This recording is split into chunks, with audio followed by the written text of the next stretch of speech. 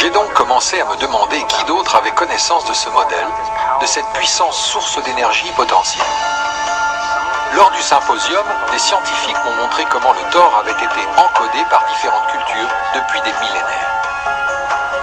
Apparemment, les cultures ancestrales ont ancré ce code dans les formes les plus durables dont elles disposaient, dans les histoires, les icônes, les alphabets et les constructions.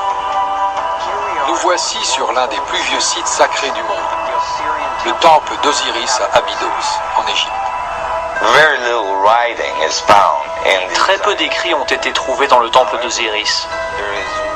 Cependant, il existe une information très importante dans ce temple, sous la forme d'un dessin à peine visible, mais clair et précis. Il n'est pas gravé dans la roche. Il n'est pas sculpté. De manière extraordinaire, il est brûlé dans la structure atomique de la roche.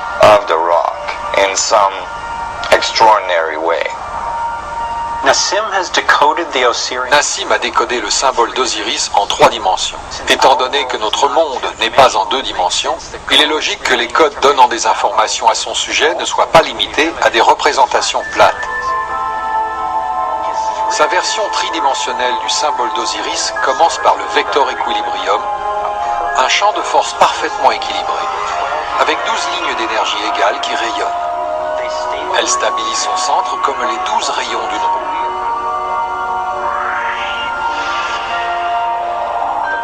Le modèle primaire du flux d'énergie équilibré autour de cette structure est le Thor.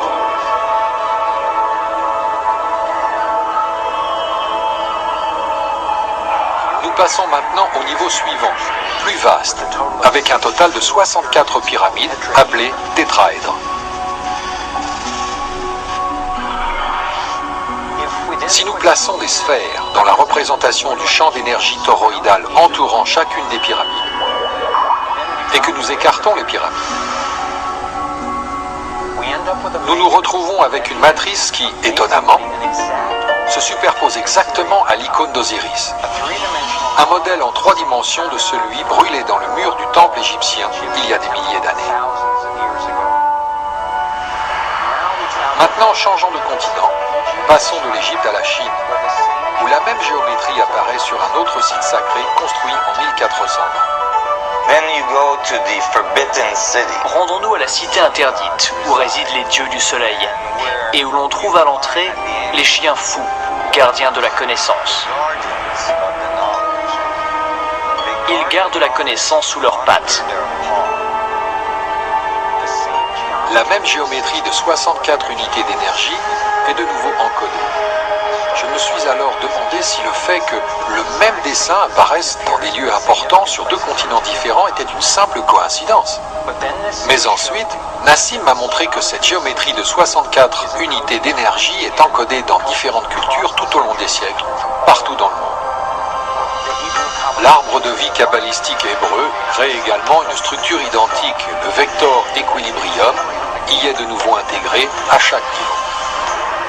L'antique sagesse chinoise intitulée Yi Jing est basée sur 64 hexagrammes, symboles composés d'une série de 6 lignes, certaines continues, d'autres cassées.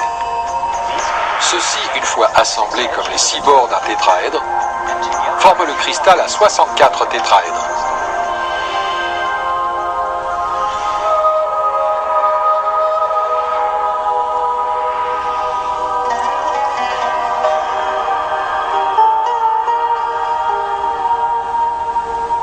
Le même modèle réapparaît dans la recherche scientifique moderne. La double hélice se caractérise par un alphabet de 64 codons utilisés pour encoder notre ADN humain.